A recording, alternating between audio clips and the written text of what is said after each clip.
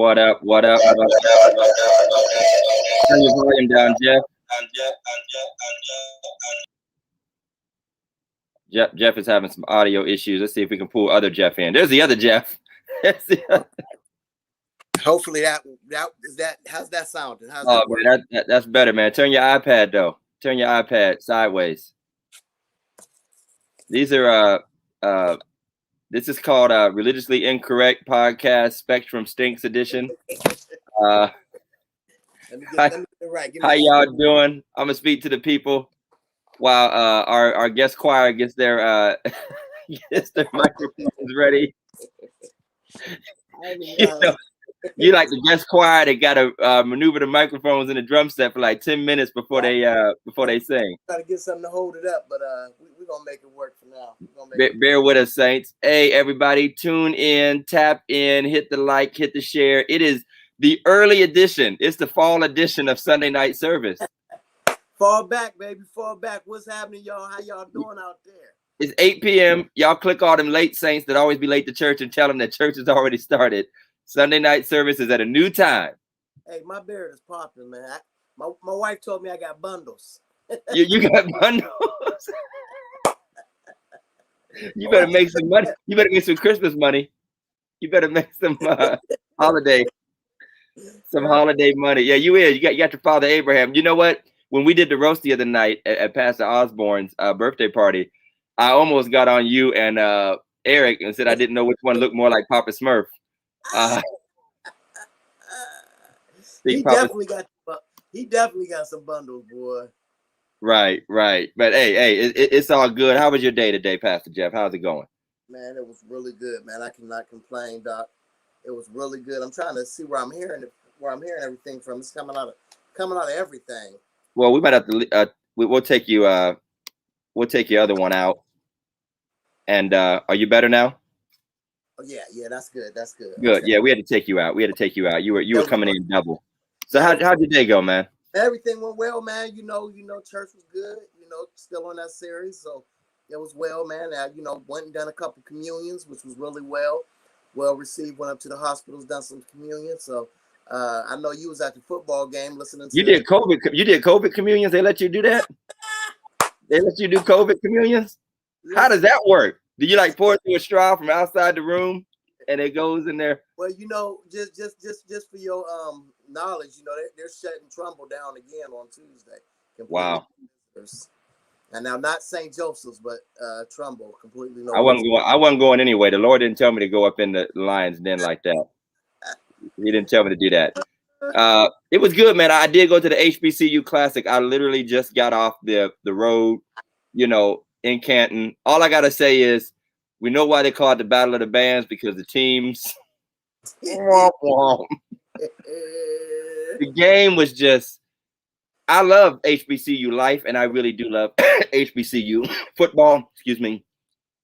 But we all know what we came here for, and the most torturous time was the last 3 minutes before halftime.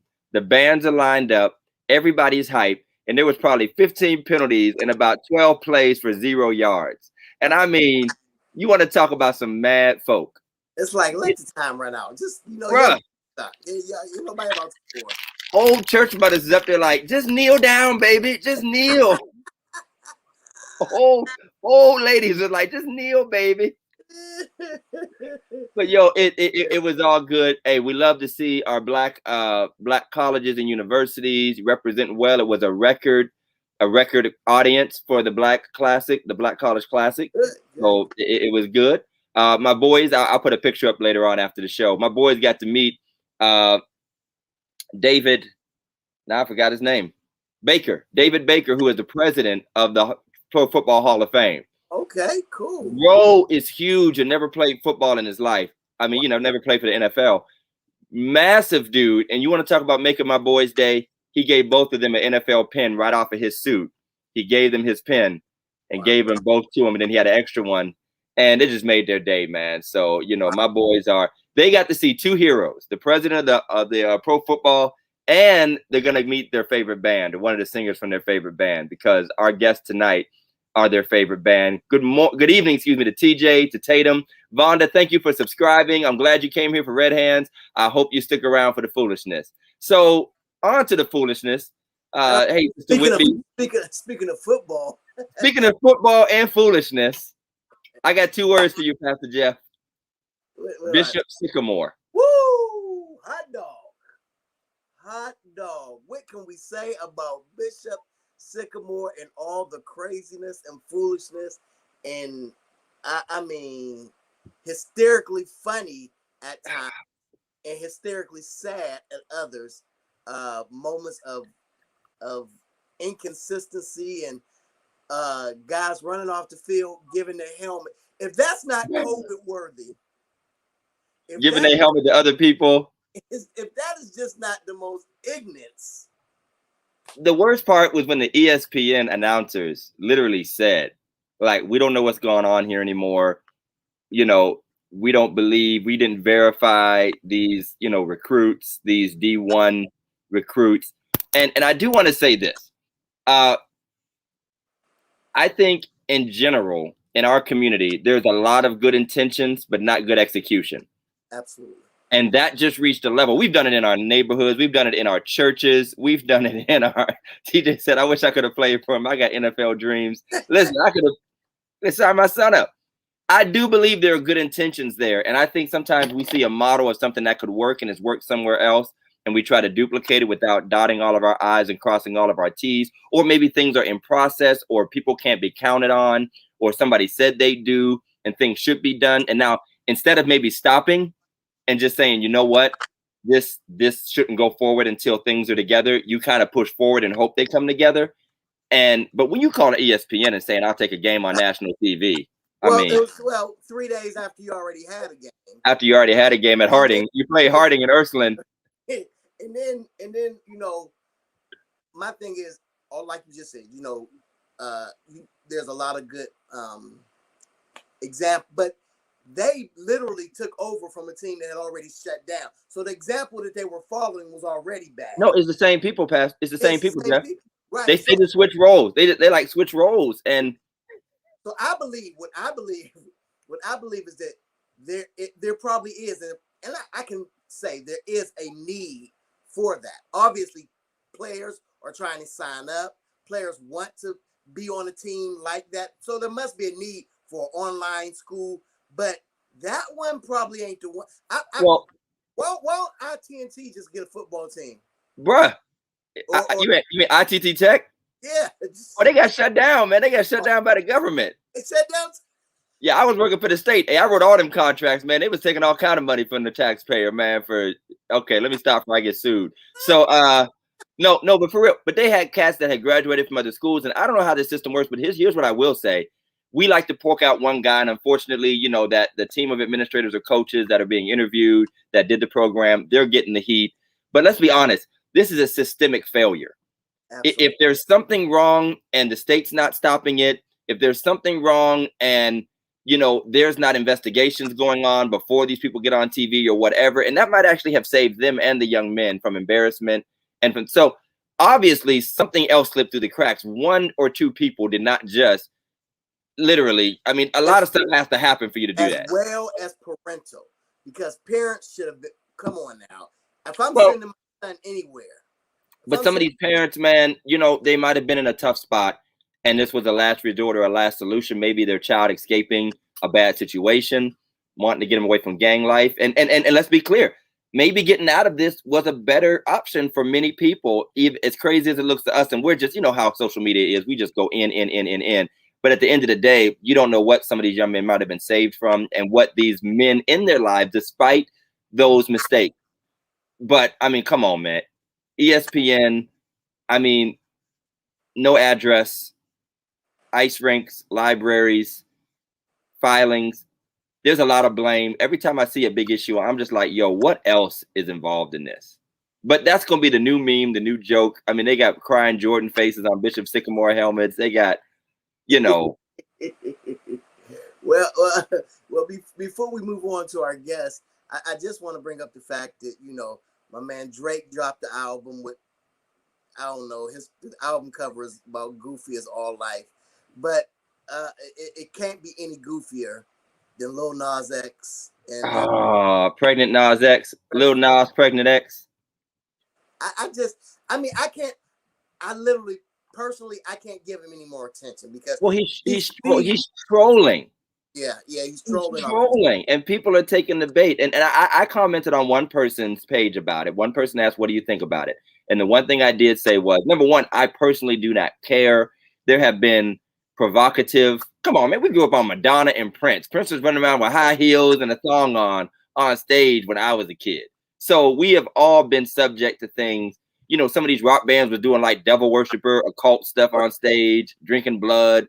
There have always been provocative pop, rock, rap imagery. You into, DJ Luke, you know what I'm saying? Jeff, that's Jeff stuff. Luke and Me So Horny, whatever. Yeah, see? But here's what I'll say, man.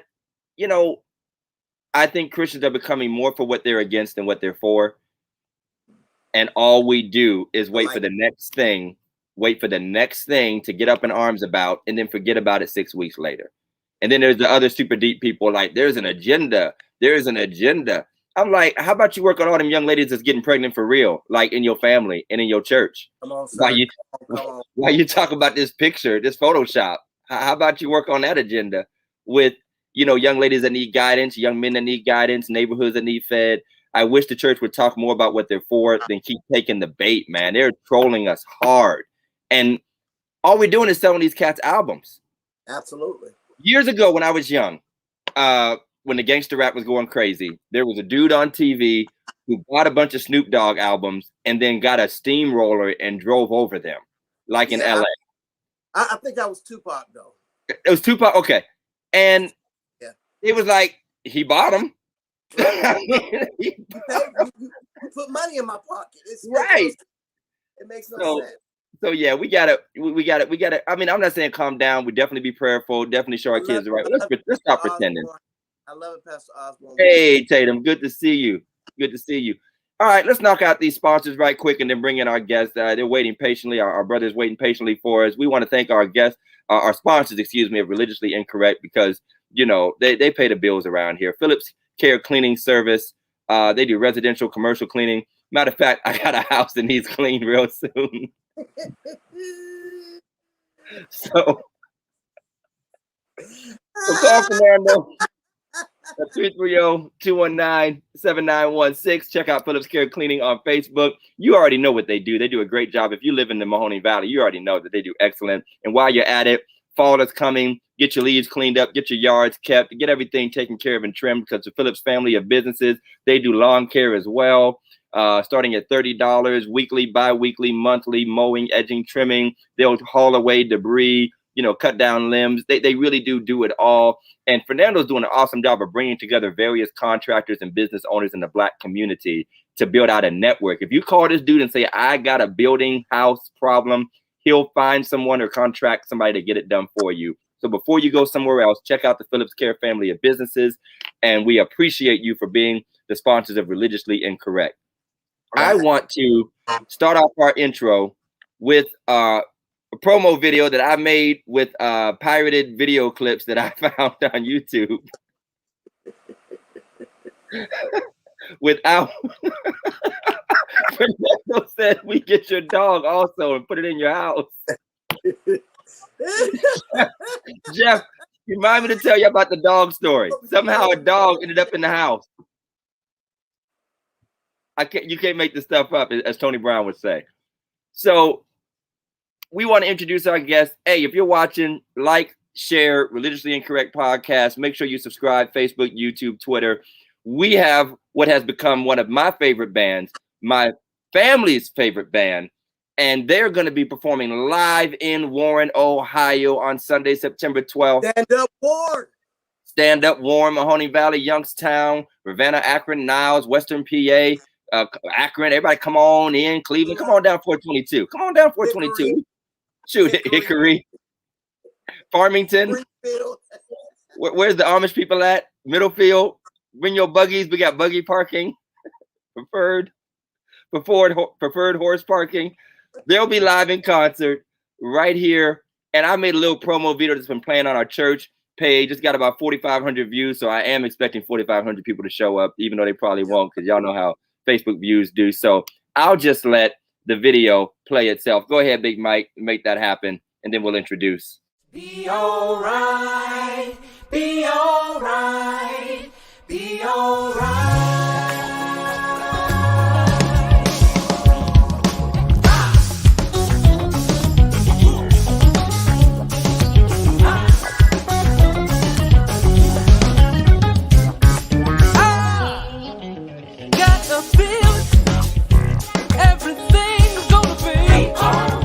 Second Baptist Church, 717 Credit Union, and Bright Energy Innovators present the Inspire Summer Concert Series at the Warren Community Amphitheater. Victory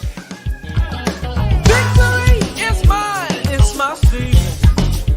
I know everything's gonna be alright. It's gonna be alright. Sunday, September 12th, will feature the funk and soul-infused sounds of the national recording artist, Red Hands.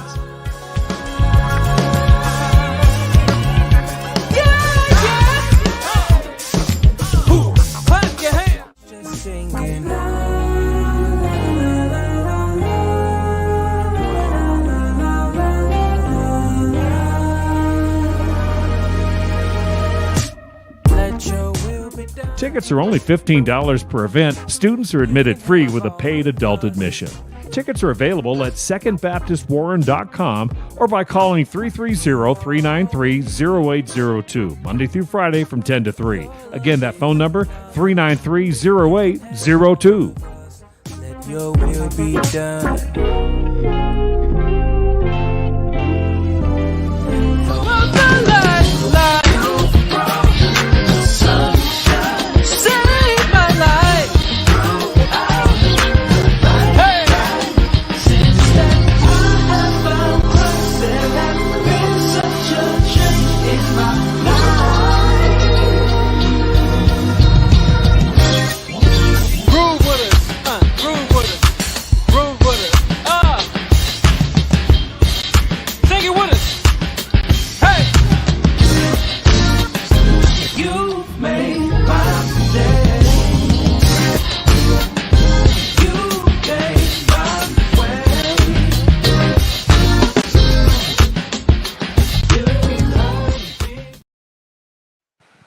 Please welcome from my favorite band, the Red Hands, one of the lead singers, Kyrie.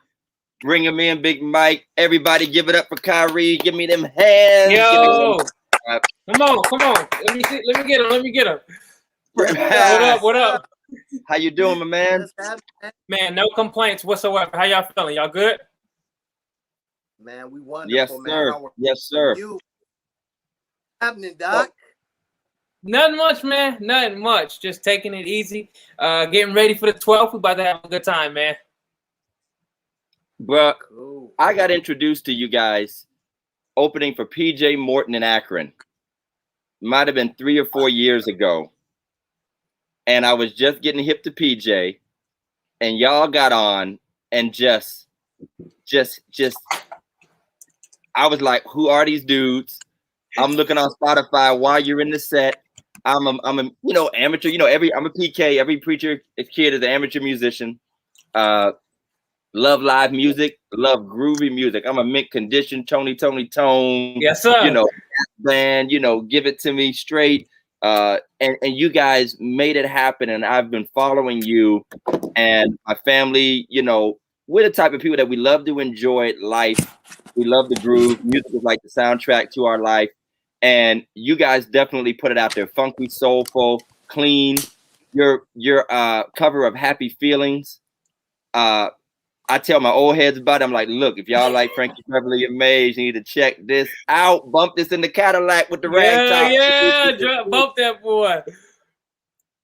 Yeah, man. So tell us about the Red Hands. Tell me about who you are, how you came together, your history, just the quick and dirty.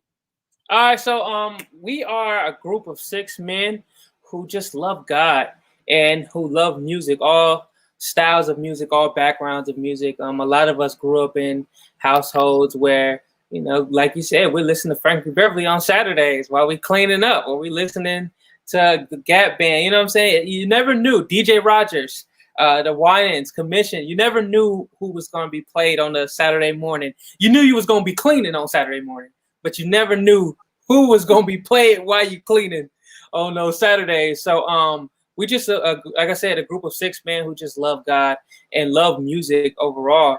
We came together in 2016. We were actually on our way to another event planned for another artist. And I was talking to Al. I was just kind of venting and telling him it would be an amazing, dope idea. God gave me a vision where, like, you know, we just created music that we love the most. You know, we spent so much time playing for different artists and building up different artists' career that we never really get time to pour into what God actually put into us. So from there, 2016, in the van on our way to Michigan, that's when Red Hands was birthed. You know, that's how it always happens, man. Just little, not to sound too spiritual, but it's like how things come together only God could do. It's like the right conversations at the right time with the right people, and you find a kindred spirit. There's nothing like finding people who vibe like you do. And sometimes it's hard. Sometimes you know, we all grew up in the church. I know you all still play and serve in churches. And I serve in a traditional Baptist church and love it. Absolutely love it. I'm an old head. And I ain't one of them cats trying to wear like leisure suits and stuff. But I love the tradition, love the tradition of the Black church. But then I also want to reach my generation without compromising, without coming off. And I don't want to be somebody I'm not. I'm not about to come out with ripped jeans. I'm not that dude. I'm suited and booted, shirt and tie kind of person. But I also want to be able to reach people and say, yo, there's a groove out here that reflects our values, our faith, you know, our struggles, our journey in life and trusting God. And you are one of those groups, one of those representatives like Kirks, like the Kirks of the world who came on the scene when I was a teenager, like, yo, you know, you could just talk over a song for a whole album and you could just make noises. Oh, shoot. So that's great. Like, so when you first got started, what were from some of your first early cuts, or what do you think was like your first inspiration when you started to vibe together, you know, shed together and like, okay, this is the song, we think this one gonna hit? What was one of those moments or songs you started working on? I gotta say Your Will was the first song that we all thoroughly enjoyed. Like we have a rule. We're not going to put out a song that all of us don't enjoy. Okay. So I think Your Will was one of the first ones that we were like, hey guys, we like this song. You know what I'm saying? We're so big on not caring about the trend or what other people want us to release or what other people deemed we should sound like or how we should write. But we're really big on like, hey, we're going to make music that we enjoy the most, and we're going to put out music that we enjoy and, you know, allow people to like it or not. But Your Will was the first one that was like, oh, okay, we like this one, y'all. So yeah, that was a good one. I love it. I love it. So when you guys first started, you know, dropping some music, performing, were you still pretty much doing the church circuit, the musicals, the youth explosions, the outdoor festivals? I mean, what was that journey like? Were you just looking for trying to be more professional on the gigs, or were you still kind of doing the circuit? You know how we do it, the youth groups and the you know, the regional choirs and the groups, you know, were you still doing the musicals, the midnight musicals? Yep. So like as musicians, we were doing that. We were still doing that, moving around in that manner. But as a band, as Red Hands, we really didn't start working or performing out until this year, for real. Okay. Yep. Okay. This was the first year we decided to take it on the road and start testing and trying to figure it out, trying to crack the code for it, you know? Right. Well, there's definitely a need for it. You know, I have a thing that I say unapologetically, and we've had quite a few gospel artists and those that have sung with some of the major gospel artists, brother named Pastor Lamont Josie, who used to sing with John P. Key. We've had Bajam on our show, Anson Dawkins. And one of the things that we've talked about frequently is how, and this is just my personal view, so y'all can hate me because I am religiously incorrect, that too much of our modern gospel and worship sounds the same. It is like, and not that every generation doesn't have that, you know, in the 80s, everything sounded like this. In the 90s, it's starting to sound. And I really felt like what the Red Hands was bringing to the table, among other groups and bands as well, was really bringing a fresh groove to the table. And by the way, a lot of it has to do with the soul and the funk. Like, I'm all cool with the more modern worship sound, the CCM, the strings, the techno EDM kind of feel, you know, always got that, the pop feel. I like thumping bass. I want to I'm give me some funkadelic faith. Give me something. Yes, sir. Work with. And so it is a breath of fresh air. Do you feel like in the current landscape that there's space and room for the flavor and the vibe that Red Hands is bringing? I feel like there is, man, because like you said, like we were aiming to do something different. You know what I'm saying? Like you said, the market is saturated with a lot of the same stuff. And like you said, that's not a bad thing. That's like what God, I feel like, and this is just my personal opinion, if God put that on your heart to write that song, that God put that on your heart. But I feel like what God gave us is something new, is something different.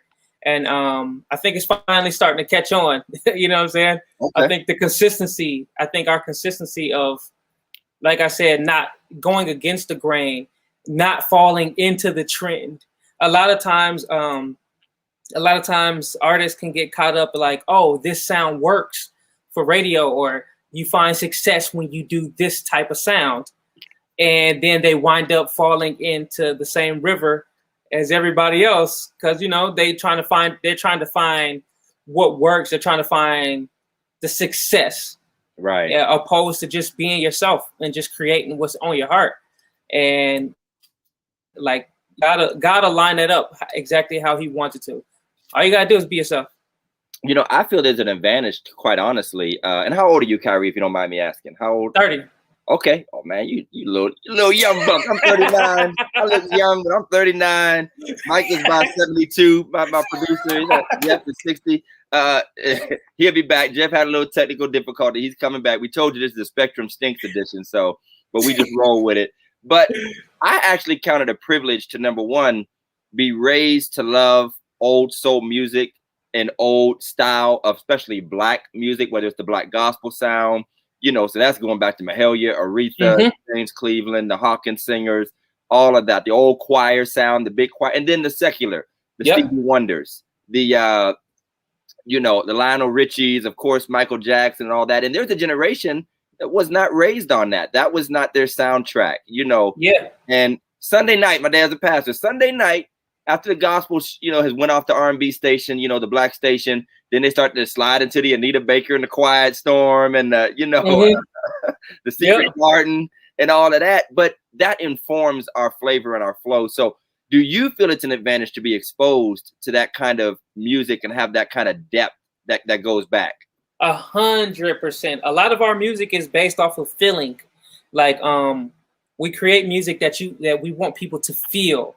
And like those, like that whole era of music back then, like your Stevie Wonders, your Anita Bakers and stuff like that, you felt those songs. It made you want to dance. It made you want to move. Like the whinings and the stuff like that in Commission, like you felt that stuff. It wasn't. We really wanted to step away from, because we're musicians. All of us are musicians, and sometimes as musicians, we want to be really musician-like and like make the stuff like extravagant and stuff, which is still cool. But with our standpoint, we really wanted to make music that felt good. And like that era of music is a perfect representation. Like everything felt good. You know what I'm saying? Definitely feel good music, man. I mean, I lightweight DJ'd I was still a minister actually at the time. I was lightweight DJing to pay the bills. And I called myself like the clean DJ. And man, you could never go wrong when you're at whether it's a family reunion or someone's birthday party or a little event. You start putting certain cuts on and you see the heads bobbing and toes from the kids to old ladies. I mean, the old stuffy church mother, hear that Stevie come on and be like, all right. Then they all hitting the high note at the end of the It just, and I think we miss that. I think we really do miss just feel good music that everybody can enjoy. And I do like feeling that vibe as I tune in to what you guys are doing, what PJ is doing. I've been checking out Sean C. Johnson, love his flow. I mean, I've just been trying to expose myself to new sounds. And unfortunately, the way radio and media works now, you actually have to work harder to discover people. it's almost like the record store was a better era because now things are so locked down that there's you have to work hard to discover. And even our streams, the Pandoras and the Spotifys of the world, they're getting better, but they will lock us into the same cycle. If I type up gospel hits, I will get Donnie, Kirk, and Yolanda and Pamela until I barf. You know what I mean? Yep. I love them, but I'm like, it's got to be somebody else. Yeah. Yep. That's real. That's true. So how are you trying to make your mark, or without spilling any industry secrets that you're going to work at, but how are you looking at strategizing? How do you work in this new media world? How are you feeling? It's a streaming world. You're not running around with booths of CDs at conventions. That's how I grew up. I grew up playing for a group. That's I know real. it's like to be in the Kojic, the Baptist Convention, the GMWAs. You got your booth. You doing your new artist showcase. You walking around peddling CDs and demos. How are you doing this in the new media era? In this new age, man, and we say it all the time, content is key. Okay. Content. People want to see us. And like, it took us a couple years to figure it out, but we're just now finally starting to figure it out. But content, that's how we've been doing it. We've been pushing out content, collaborations with different artists and different churches, and like just pushing content, man. And after a while, people want to know, like, who are these guys, or where can I find their music? Right. And then, like, it brings it straight to us. But like you said, it's a digital world. It's a digital world, and nobody's buying CDs anymore. People are streaming, and people are, that's just is what it is. And like you said, it's hard to find people these days. Hard to find new artists these days because I feel like the algorithm is still based on the older stuff, which is it's the foundation. So you can't be upset with that. That's the foundation. Right. But I feel like, again, I feel like the way to get in front of people is content. Okay. I love it. Do us a favor. We don't have pictures to put up like on the NFL, and we introduce the lineup and all, but introduce us to the lineup of Red Hands just by name and what musician or what instrumental or what part they play in the band. And I think Jeff's gonna tap back in while you're doing that. So Jeff's tapping back in. Introduce us to the lineup and what you do, and then go down the line. Okay, so you got me. I'm playing keys, and I'm also singing on vocals. My brother Nate Lewis, he's also a vocalist. We got Albert Parker, he's the bass player. Demetrius Beasley, guitar player and vocalist. We got Ganocha Askew, who plays percussion and second drums. And then my brother Jonathan Fields, who played main drums. I love it. That is Red Hands. I love it. I got the I've done my share of concerts already. I'm not a real promoter, but I've gotten pretty good experience with it. We've done some pretty decent concerts, and so I got y'all requests and all. I couldn't get the keyboard you want, but I did get this Casio from Walmart. I got this joy. You got like Barbie on the corner. Man. Right? I'll be all right. He said, man, y'all band, right? All right, well, yeah. Ain't that the excuse they always use? Y'all real musicians, right? You ought to be able to play this organ with 3 keys. That's it. Ain't always good like that. Jeff is back. What's up, man? Pastor I'm back, Jeff? man. Throw something at him. Having him. Well, first of all, I would like to say, I was listening even though I was off.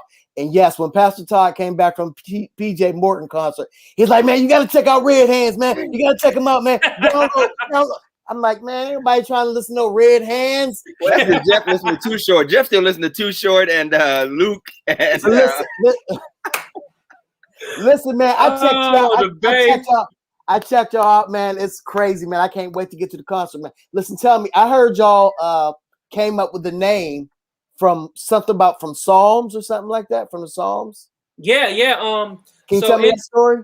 So my brother Al, the bass player, he came up with a name at the in the end of the Psalms. It's a prayer of Moses saying, asking God to bless the work of his hands. So we as musicians, we lend our hands to so many different projects. We're playing for this artist, we're playing for this artist, we're playing for everybody. That's just kind of the name of the game when you're a church musician. You're just playing for everybody. But when God gave us this vision, the request what we really want is God to bless the work of our hands, bless our vision. We've put so much work into other people's vision. All right, God, we need you to bless what you put in us now. Wow. So that's where the name Red Hands came from. Awesome. Wonderful. Name drop real quick. What are some of the artists you worked for? You know, all gospel, some secular, or different ones in the group? Give us a little resume, if you will. Some of the artists. Oh man. So as a band, we've worked with Ty Tribbett. We did some work on Shirley Caesar's project. Work with PJ. We're collaborating with a few different gospel artists individually. Meech plays for Gladys Knight. I've played for Jay-Z, Beyonce. I've worked in the TV industry for a TV show called Songland on NBC. Okay, yeah. I've worked on a movie called La La Land a couple years back. It did really well. We're everywhere, man. we're everywhere. Bro, I need all them numbers. I need Gladys's number. I got an old woman crush on Gladys. Don't tell my wife. What's old girl's name? I saw the old girl. Pastor Shirley Caesar. Oh my God. Did you call it old girl? She didn't even call me back. No, I called her manager or somebody about a upcoming event. It was a potential. It didn't. We're not gonna do it now, but man, yeah, I'm gonna need a hookup on that because I got you. No, but that's awesome, and that's awesome to see the experience at the age that you guys are at, getting out in them, in those different genres, in those different places. It's like a whole nother world. It's especially when you grow up in the church. You grow up in the church, and then you get a chance to do TV or secular, and I'm talking the real stage. I'm talking you got 3 minutes to do your thing and get off the Grammy stage, or you got to do this. That's a whole different vibe than the 4-hour musicals that go until 1 o'clock in the morning. So what shocked you the most about working in those venues, in those spaces? What kind of was an aha moment about working with some of those artists? It's the thing is, like, the number one, I guess I would say the first thing that I love is everything is just organized. You know what I'm saying? I don't have to question anything. I don't have to question what's going to happen and when it's going to happen. Everything is organized down to the T.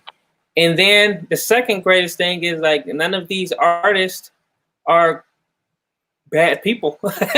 You know how sometimes you can, like, and I'm just being real with you, being 100% real. Sometimes we can go into these churches and it can be a bad experience. Right. We can run into someone who maybe what they used to say grand, but full of himself. But I've never ran into anyone who wasn't just out there doing their job and just trying to be a great person. So, like, those are some of the moments I'd be like, Right. So you guys are sort of like the new edition of gospel. Y'all just break off and do your own thing. Cool it now. Cool it down. So what do you feel about I don't know if Pastor Todd asked you yet, but what do you feel about, like, my man Kanye doing his thing? Man, I mean, as not only as an artist, but as somebody, a lot of the Christian community is now looking to as maybe leadership. I mean, are we trying to transitioning and but how do you feel about that? Number one, I've been a Kanye fan since Kanye was just a producer making beats. So, like, he's always been like a favorite of mine. So to see the transition it's cool, man, because, like, number one, people are people. We can't put them on pedestals or we're going to be let down every single time. So I'm enjoying seeing his heart. It feels like it feels like I'm looking and seeing the man who just wants to do something different with his life. Wow. And that it's good to see. And, like, even if it wasn't Kanye, even if it was one of my friends, like, it's always good to see. It's always good to see somebody's heart changing. Not saying that they may be perfect, but to see that they have a heart to chase after God, that's cool. Like, it's cool to me. I I don't know if he wants to be a leader. so I wouldn't say anybody like, hey, I wouldn't tell anybody to put him on the pedestal as a leader, because again, people fall, you know what I'm saying? And we're dealing with what may be a new Christian. You know, at most, the Bible say like he's still living off of milk. So I wouldn't put him as a leader, and he's still living off of milk just yet. You know what I'm saying? That's just my take. But I do enjoy seeing his journey and him being open and just loving God. It's good to see that, man. Amen. You know, I think it's tough for some of us to take because he is such a public figure, and he really does represent in his own way the messiness of a new believer. And when I say messy, I'm not saying he's a messy person. I'm just saying there are a lot of ups and downs to people, and we don't know. It remains to be seen if the platform, the Sunday services, the bold proclamations, and all of that is beneficial or detrimental to his overall faith and witness. But it's a weird, almost like fishbowl experiment. Like we're watching a person on the biggest platform the world has ever known do something that we've watched people do in our little local churches, in and out, here and there, on fire. Come on, we didn't all let somebody join the choir and lead songs after they joined the church last week. Yep. All of a sudden, they the choir member, the musician, the deacon. So it's almost like we're doing that with Kanye. Like he just became all this stuff all of a sudden. I think there's an intimidation factor because he has such high production value and perfection expectations. The rest of us sitting back talking about, we can't do that, man. We can't rent the whole doggone airport and have a choir on a plane. Well, I mean, he got 62. He got 62 hits on his record, man. He got 62. How'd you get 60? It's at least like 20 some on there, but yeah. He got an anthology in one release.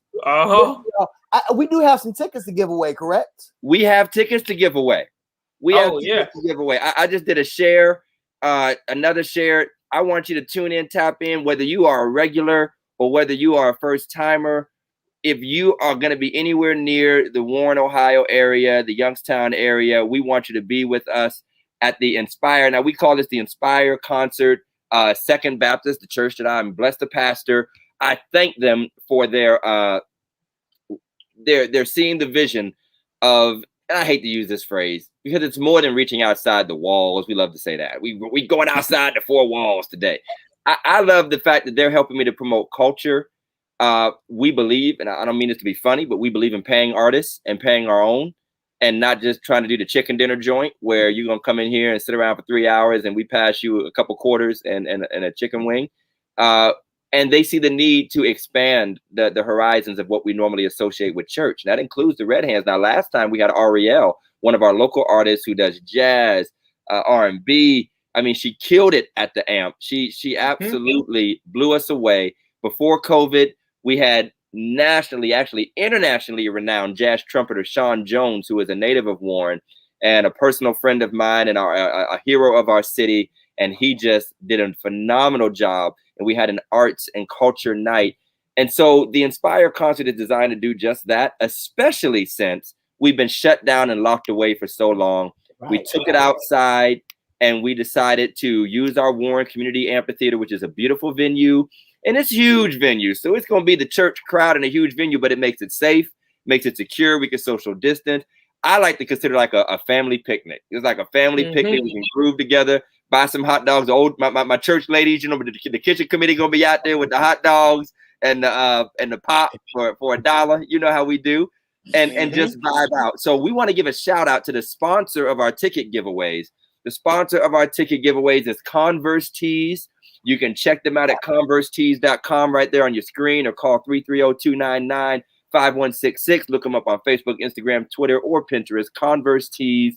Our man Big L is the president, CEO, logistics coordinator, janitor, printing assistant of Converse Tees. He provides all of our religiously incorrect gear and make sure everything happens. And he's a part of the religiously incorrect team. He's actually one of the founders and the foundation of our team. And he has sponsored this 10-ticket giveaway. And I don't know how to do this. We did this with Ariel. We made her sing songs, and I think we did a guess the song kind of a thing. We're just going to give them away because it takes all night. But I do want to ask, maybe we'll do a little bit of trivia.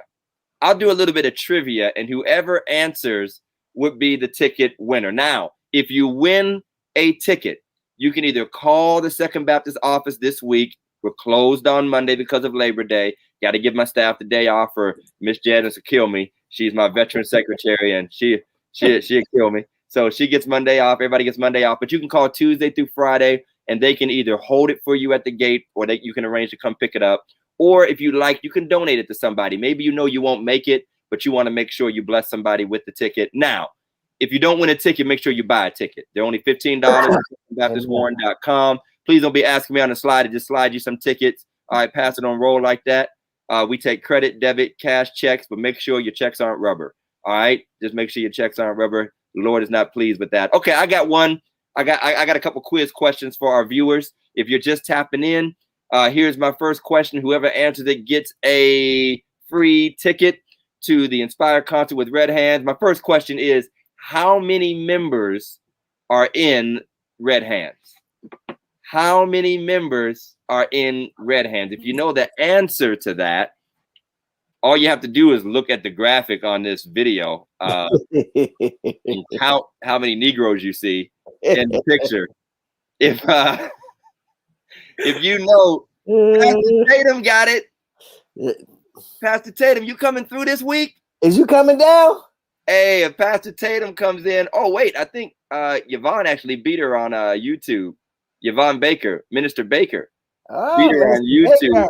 It showed first, but YouTube has a delay. Now we got technical problems. It's like Jeopardy. Pastor Tatum is saying, "Give my ticks, give my tickets." Okay. Hey, we're praying for our New York family. Pastor Tatum in New York and New Jersey. They got the flooding, the water. There've been deaths there. Y'all stay out my shop. My boys want to say hi to y'all, so I'm gonna make them come in a second. All right, so we'll go with Minister Baker on that one because the screen is showing us that she answered first. And Pastor Tatum, thank you for your answer. Cynthia, thank you for your answer. We appreciate it.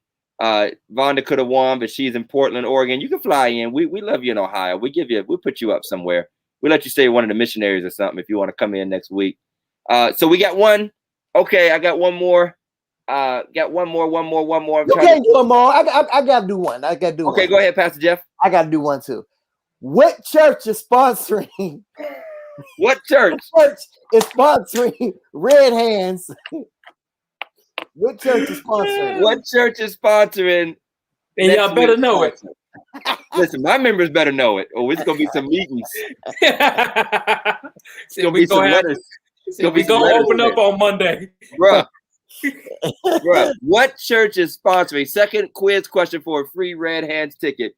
What church is sponsoring the Red Hands concert in Warren, Ohio next Sunday on September 12th? If you've been in the area, listen to the radio on the internet, you ought to know by now.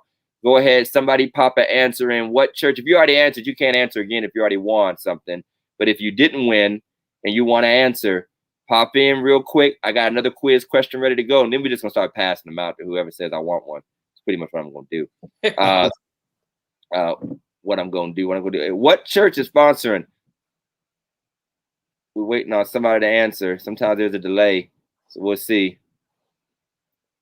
I'm glad, Pastor Jeff. I'm glad you're straight.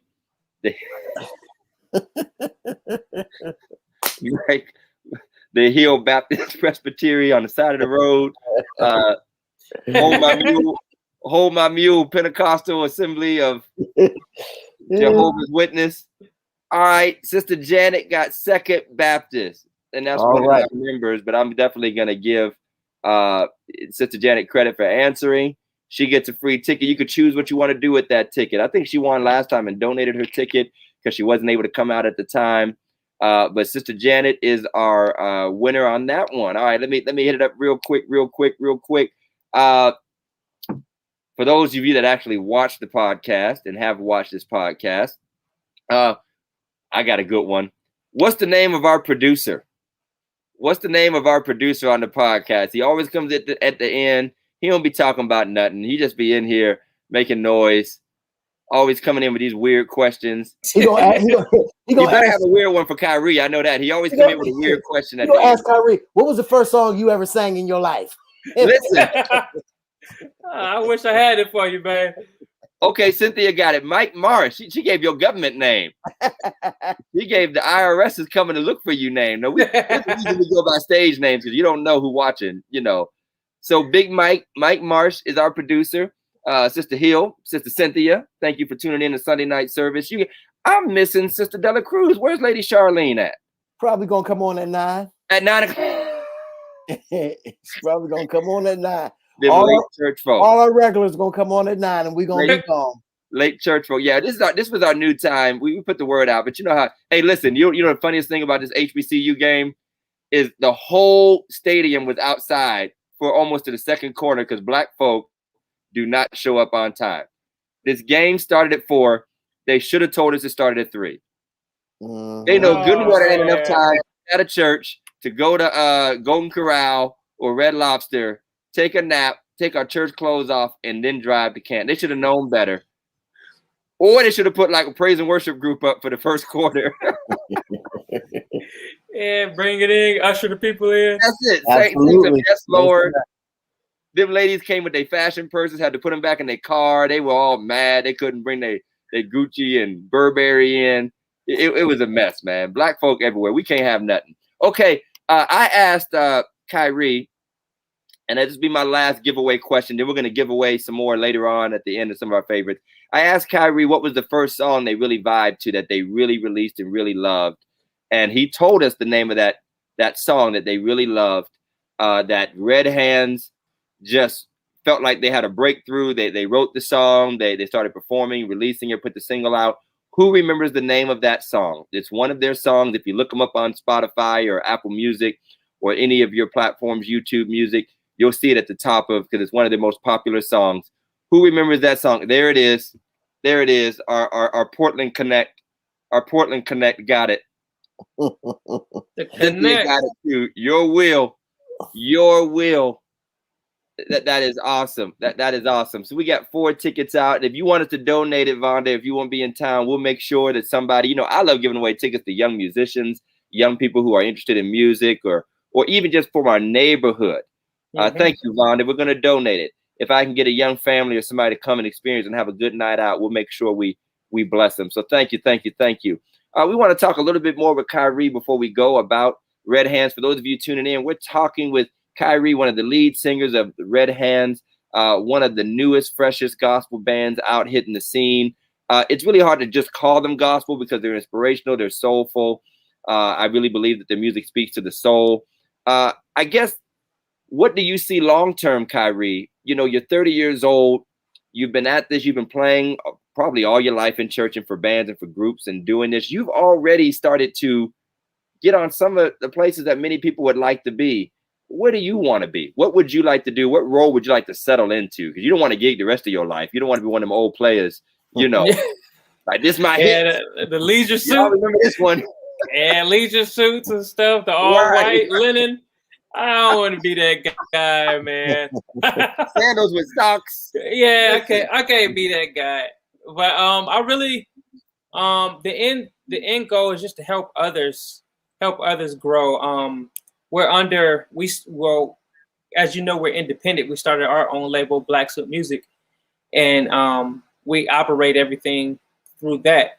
So one of our biggest goals now that our train is moving a little bit is just to help others, especially from Ohio, help others just to kind of move and push their music out and just get it in front of people. Like that's always been the goal, get it, obtain it, and then help others with what you obtain. That's how the blessing keeps coming. That's how it's just a pastor told me one time, money can't flow through a closed hand. So you get the money, you help others, you get it out, it comes back in. You bless, or it may not even be money, whatever the blessing may be. You use that blessing to help others, something else is gonna come. That sounds like offering talk. That sounds like offering talk. So since you want to help people in Ohio, I'm gonna send you my cassette tape. Don't do it. I'm send you my. Don't. I'm warning you now, Kyrie. Don't. That's the thing, man. I gotta search high and low for a cassette player, man. I don't know if it's gonna work. He got an 8-track demo. He's trying to shop around. Hey, seriously, who I know, and I heard you say you've worked with Beyonce and several different great. Is there anybody you aspire to work with, or that you would really like to work with that you haven't? Somebody that I would really like to work with that I haven't. Oh, the guy that I would really, really love to work with, but he's gone, is and I don't even know if this counts now that he's gone, but Prince. He's my all-time favorite artist. We're blood brothers, my friend. We're purple blood brothers, my friend. I'm a Prince head, man. I'm a Prince head. Yeah, man. Like he's the greatest to ever do it, man. Yeah. Absolute greatest to ever do it. We actually have a New Power Generation doing a concert at one of our venues. One of our concert halls are hosting the New Power Generation. Couple weeks, Jeff? Yes, I think it's 2 weeks or something like that. Robbins. So I need y'all to ask me a question so I can get a free ticket. Hey, I know somebody. I might drop you one. You might come to the concert and find one in the envelope. Right. You know, take us back a little bit. So, is everyone in the band basically a church? Started off as a church musician, essentially. Yep. So shout your church. Give us your church background. Tell us a little bit about where you were raised and how that influenced you. Akron, right? Everybody from Akron, right? Well, I'm originally from Mansfield, Ohio. Okay. So I grew up in a church called Greater Holiness Church of Deliverance, Pastor McKinley Glover, and so I mean it was just a very, very small church, and I didn't really start playing until I was 9, but even then, like, that gave me the opportunity to learn. You know what I'm saying? That's black people talk. You know, you grew up in a black church when you say, I really didn't start playing until I was 9. I didn't start playing until I was 9. You know, every kid played drums. We started like 4. We be on the keys at like 4. But yeah, man. So I started playing when I was at 9, and my uncle, he really helped me grow, and not even to grow in playing sense, just growing and grooming me on how to flow, grooming me on how to just to kind of just sense the spirit in the house, and like again, just how to flow and stuff, and that kind of shaped me into the musician that I am. You know what I'm saying? And I think that's the story for all of us. G, his dad is a pastor, Cornelcha Askew. Pastor Cornelcha Askew. Albert, Albert. Why am I calling him Albert? Al, he's from Inglewood, and his father was a pastor as well. My brother-in-law, Nate, my father-in-law was a pastor. Meech, guitar player, his dad as a minister. We all just grew up in the church, man. And like that shapes us. That shapes us on how to write songs. That shapes us on how to musician. That shapes us how to live life. You know what I'm saying? So obviously your music don't sound like you grew up in a holiness church. It don't sound nothing like holiness. I was raised, my wife was raised in a holiness church. We didn't get the redheads at the Yes Lord altar and the midnight revival. Holiness. So, have you ever run into people feeling like this ain't gospel? This ain't, you know, this ain't it? Did you get some of those vibes from some older people or traditional people? You want me to be real with you? Be 100% real with you? Keep it 110. 110. So the thing is, we never really care. So like our mindset is like, we don't have any haters because we don't care if we did. We don't care. So like, even if you are hating, dang, that's crazy. We didn't care enough to see that you was hating. Wow. That's a like Facebook message, Doc. I need to share that with about 10 chicks I know on Facebook that think they have a bunch of haters. I need to share that gospel with them right now. Amen. So I mean, and I'm sure there are people, you know, that aren't like, that's not on the curve with us, you know, and that's okay, you know, because we're grateful for those who do enjoy it. So we really try not to pay attention to what's going wrong, but stay focused on what's going right. Al said it the other week. We just got to make sure we continue to enjoy the ride. Sometimes we get so caught up in what's next. How do we obtain success? How do we, you know what I'm saying? And we allow that chase for success to blind us to like what God has blessed us with in the now. And like, so we really try to focus on, like, we don't even focus on it, man. If you hating, Wow. you hating alone. Right. Like, we are not the ones that's gonna go back and forth with you. Hey, you bought it, like you said. You bought the music. Right. So, Right. Now, Kyrie, I had a couple slides down in Manfield. I was wondering if any of them go to your. Never mind. We'll talk about that. See, this is why Jeff. This is why his signal's always going out, because the devil's in him, man. I've been trying, man. I've been trying. I've been trying, man. Real talk, Kyrie. Real talk. You know, a lot of these rap artists have that one gospel song on there.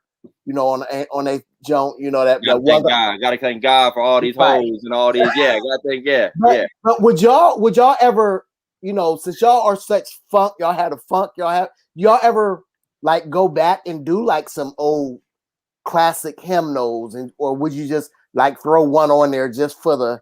I know you do it because you're a church musician, and I know that churches you have to play holy, holy, holy every now and then. But we have done some like congregational stuff and like just kind of mix it into what we do every now and again. You know what I'm saying? So even the first song on our last joint, "Be All Right," it's stemmed off of, you know, "Be All Right, Be All Right." You know, it's stemmed off of that traditional song. So we always go back and visit, you know, the roots, the foundation of where we're from. Right. It's only right. You know what I'm saying? Absolutely. Right. Absolutely, indeed. You know what you just mentioned about not caring about haters and that everybody has their own flow and flavor. Do you feel, because we sensitive, we've actually made this a discussion, and we're coming to the end of this. We'll bring in Big Mike for whatever crazy question. He always has a crazy question. It will not be about the red hands, probably. It'll be about like robots or something. But anyway, when Thanos snapped the world back, right, yeah. Would you still be here? But one thing I do notice, and again, I'm starting to become an old head. I'm pushing 40. I feel like there's too much battling between generations, and a lot of that battling is coming from the younger to the older. Like what you just said about not caring if people don't vibe. Sometimes I feel like a lot of young artists are just trying too hard to make a point about what they're not, or I'm so fresh, I'm so new. If they get up, and I've watched this, it's almost like watching it's almost like you're bombing big when you start telling the people why they can't get with you, or y'all ain't ready for this, or that's, you know what I mean? Like, you know, do you feel like that vibe is too prevalent in the younger generation? I'm talking like the 30 and under. Like sometimes and I get that the hate comes and the pressure comes, you know what I mean? I get that people are always, you know, people might be nipping at them saying it don't sound like church, but do you feel like there's a pushback the other way where sometimes, like you said, there's too much attention given to who might not vibe? That is true. Like, and when you're on stage and you're saying that stuff and like you're acting like that, it just shows that you do care about what people think. You know what I'm saying?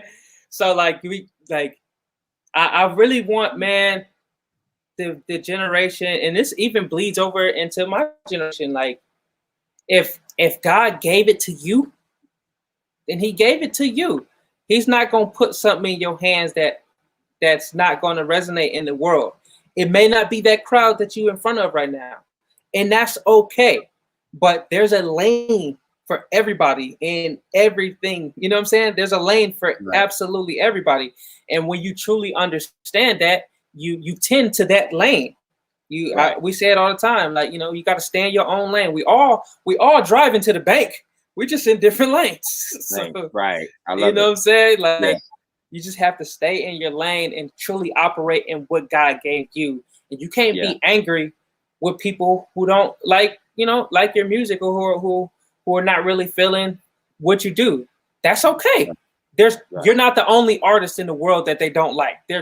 There's tons more artists in the world that they don't like. You just so happen to fall into that category.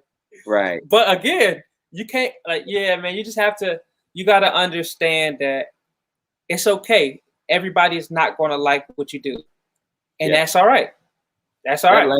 That lane talk was wisdom. And, you know, I think whether churches, promoters, whatever, you know, I think you need to make sure the vibe matches the venue and the venue matches the vibe. And you know, we don't always do a good job. Some stuff I might just say, you know what, I don't think that's a good fit. I don't think it'll work well. I try to do that. Like, you guys are a great vibe. Second Baptist, and we've done everybody. We've done Diedrich, we've done Vashawn Mitchell, we've done Marvin Sapp. You know what I mean? We've done some great things, and the church went with me on this because Jeff knows I walked into a church that was traditional. And I mean, I had to move the big black piano when we brought Diedrich in. And I mean, that was like, all right, they're going to vote me out after this one. They're going to vote me out. I feel it coming. But honestly, I wouldn't bring in Red Hands for Sunday morning worship service when we normally are singing a hymn. Then the choir is giving their song, and we still do praise and worship. We got the band rocking, but they expect churchy church pretty much. So I'm not going. Some other venues have done that. They're like, okay, Red Hands is rocking with us this morning. They're doing their, that's how their worship flows. And I think sometimes both church and art, especially in the church world, we set people up for failure sometimes. And I was going to agree with you on that. Like it's kind of plays on both sides of the fence, because also as an artist, you have to have the discipline to say no. That's not necessarily what I do. Opposed to saying, let me go take this people money. You know what I'm saying? Like you have to discipline, you have to be disciplined enough to say, hey, I'm not sure if this will go over well because that's not necessarily our vibe. I'm not sure if your people will be receptive. It may be a waste of finances for you in the house. But sometimes as artists, we chase after the money and we chase after, and it winds up being a train wreck. And of course, obviously, people are recording with their phones. Like it could be much worse. You know what I'm saying? Like you took this couple $1,000s, but now you got a terrible video floating on the internet. So it's like that 2,000 gonna last you for about 2 weeks. That video gonna be on the internet for a long time. Listen, as we come to a close, man, I wanted to ask you something about money. I wasn't gonna ask, but now since you brought up the money part, the door. Since you brought it up, since we are religiously incorrect, I watch Ray a lot. You know, Ray with Jamie Foxx playing him, and how they used to like try to jip him out the money. But you guys have a pretty big group, you know, and so I mean, do you guys? I mean, I don't want to know y'all split. You know, y'all split, but when especially in gospel group, is it sort of like that? I mean, does everybody have to? I get this much, you get this much, you get this much, or you know, they don't pay the blind one. They don't pay the one that's blind. They give him nothing. He don't know we getting paid. He think this is a promo. Don't say nothing about that to Ray.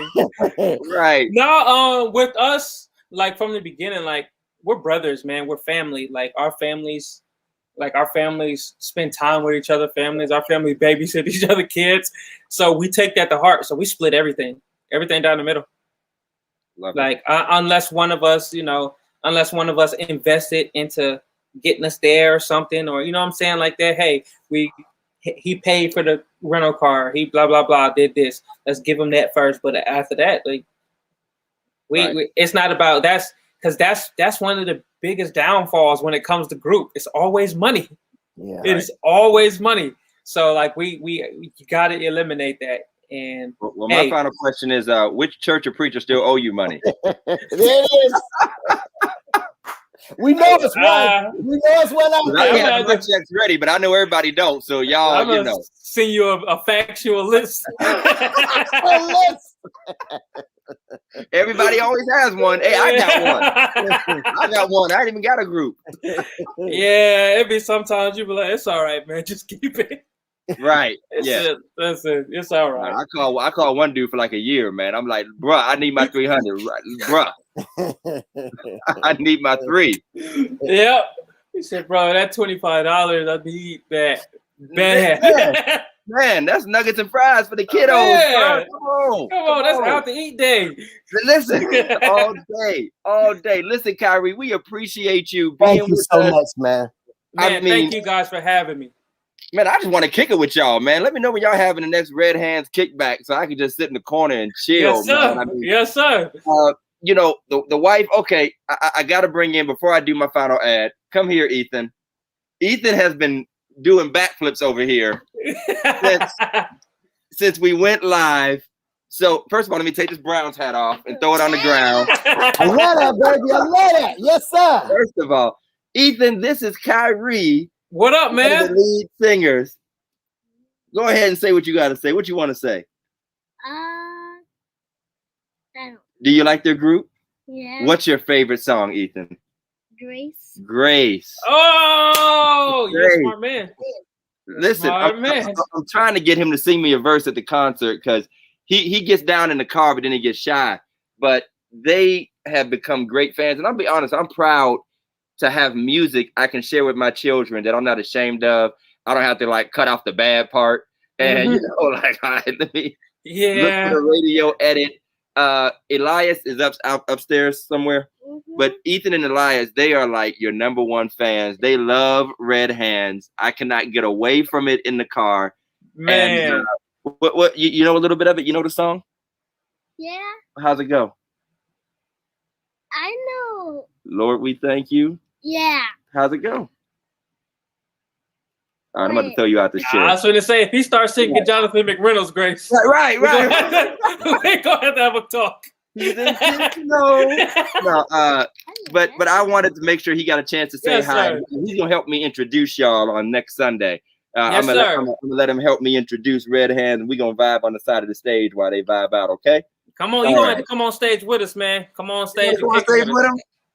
All right. All right, Big I'm Mike, going to hold you come on to it. in. Hey, before Big Mike comes in, we want to thank our sponsors, the Phillips Care family of businesses. Stay right there, Kyrie. We're going to say goodbye with Big Mike in a second. But not only does the Phillips Care family of businesses, Black-owned business, do they do commercial and residential cleaning and industrial work. They also do lawn care, but also Phillips Care training.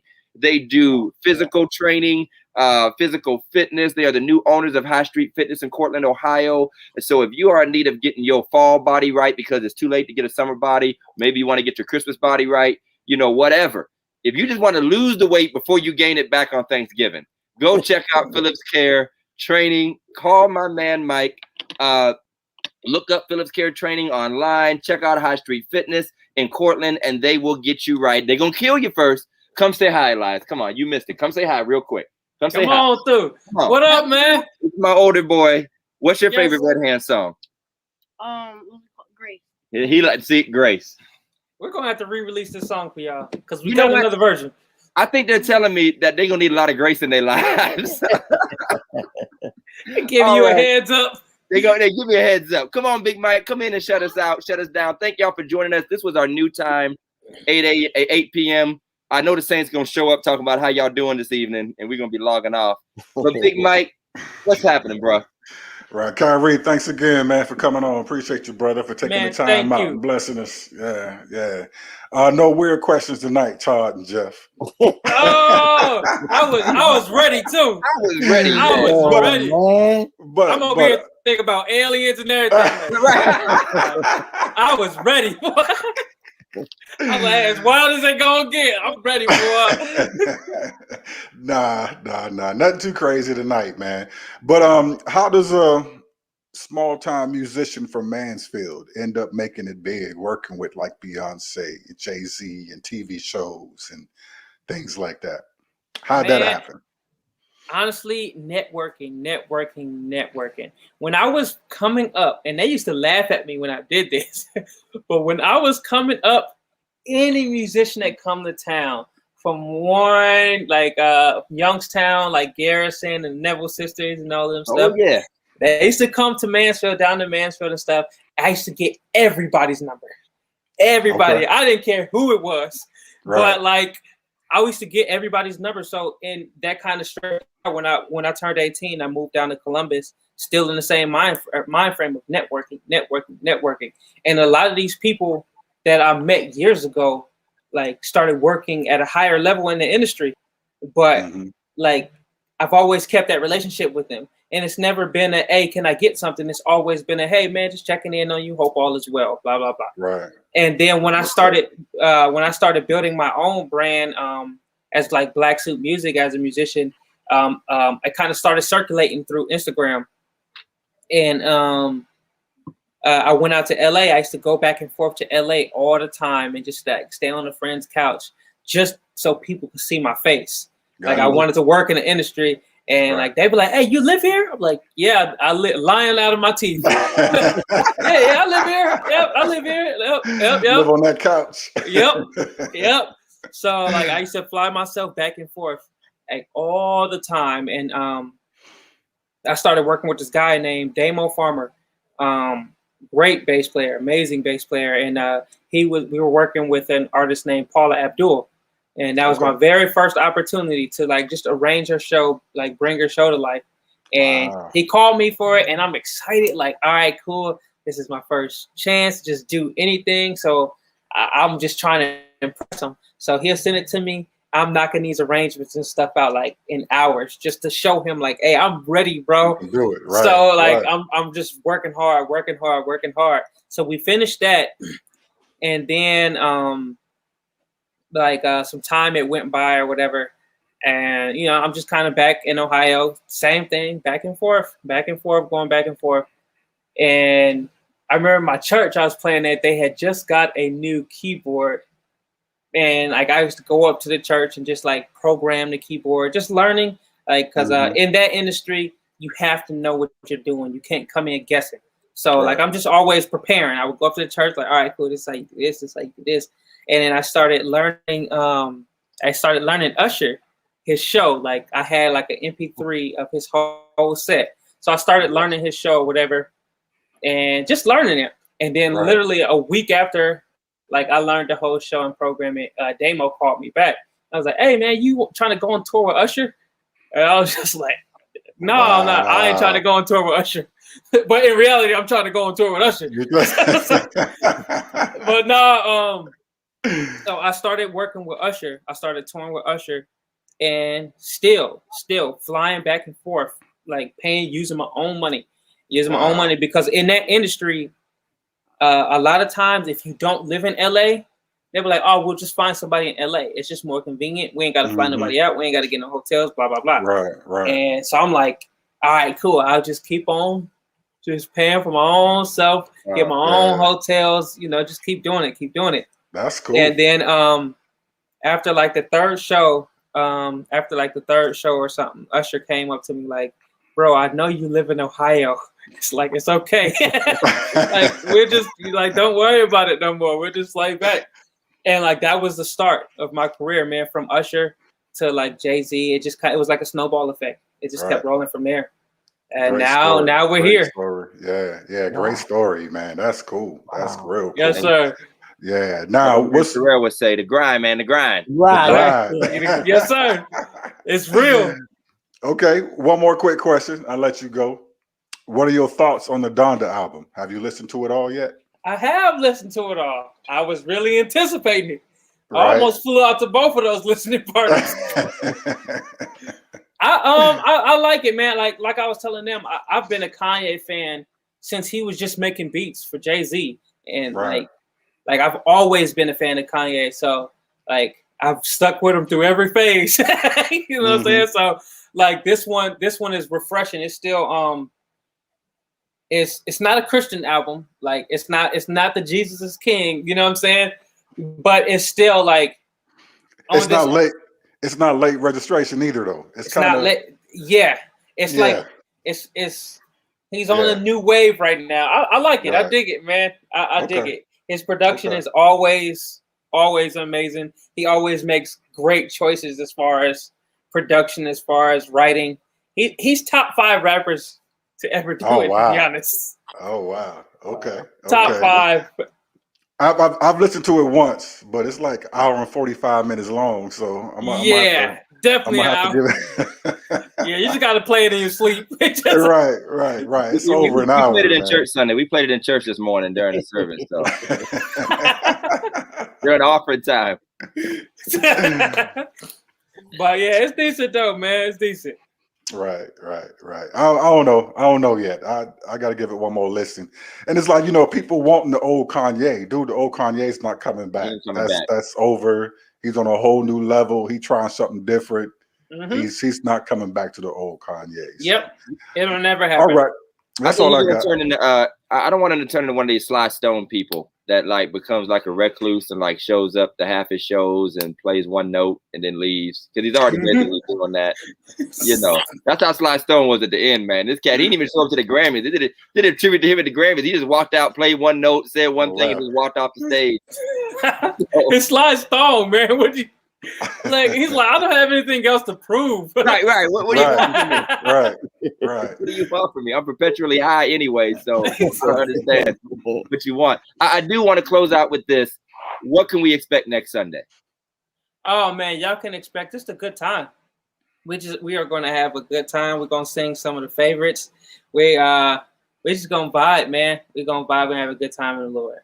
We're going to reprise the mess out of these songs. Listen, that's it. We're going to be kicking it. We're going to be kicking it, man. We're going to be kicking it. Out. Like I said, community family reunion, man. I mean, I want the funk. I want the soul. Have a good time, bobbing heads. You know, sir. Folks in their little lawn chairs, chilling out with their iced tea. Somebody probably got something extra in the bottle. We don't know. We don't know what them niggas be. You never know, man. You never know. I suggest you save grace for last so everybody can stay the whole time. Yeah, because everybody can repent. Everybody can repent at the end. Oh, man. That'd be the altar call song. We were like, Hey, we still have 5 more tickets to give away. How y'all want to get these away? We still got 5 more tickets. Who is in the Warren and Youngstown area that's watching right now that would like to be blessed with a free ticket? And you're actually going to show up, or I will come to your house and find you. And you will be with us. You're in the Warren Youngstown area. You're in the vicinity. You're within an hour drive, and you would like to be blessed with a Red Hands concert ticket next Sunday, September 12th. I should have loaded the graphic up. I guess that was my problem for not loading up the actual graphic of the concert. But who would like to? If you would like a free ticket, I mean, don't be ashamed. We want to bless somebody. Mm-hmm. We want to extend the blessings of the Lord to you all. So if you would like a ticket, just say, I want to be blessed. And we will bless you courtesy of Religiously Incorrect and Converse Tees. So if that's you, you got about 5 minutes to speak your piece.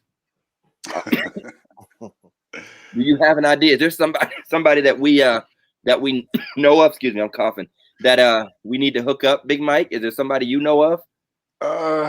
I can't think of anybody offhand. Our viewership is down today because of the time change. I think people forgot, or that could be. You know what I'm saying? Because they just don't like Kyrie. It's all Kyrie's haters, actually. It's really Kyrie's haters. Haters that don't. There's the graphic. Wait, there's the graphic. I got it. There we go. Okay, it's halfway covering the screen, but that's the Inspire Summer Series sponsored by Second Baptist. I got to shout out Bright and 717, our sponsors, as well as our many other sponsors. We have a great crew of sponsors that are supporting. So if you would like, I think we're going to find a way. Maybe we'll just put on our food. You know what, Todd? Go ahead. What's your idea, Pastor Jeff? My idea is let's do an impromptu Labor Day Religiously Incorrect to give away the ticket. We're going to do an impromptu tomorrow. Wait, you know, while we on the grill. Matter of fact, maybe I'm probably going to come over to your house anyway to eat. So, hey, I said BYOHD. Bring your own hot dogs and I'll grill them for you. Bring your own hot dogs and Pastor will grill them. So, okay, yeah, me and Jeff will figure out a way to do either impromptu live would be a good idea, or we'll put up a post or a question on our Facebook page or Instagram page. Because Converse Tees, we thank Big L and Converse Tees. They gave away 10 tickets to the REL concert and 10 tickets to the Red Hands concert, and we want to be a blessing to somebody. So, hey, mind the time change. 8 p.m. from now on. It's getting late in the evening. That was my sermon for this week. It's getting late.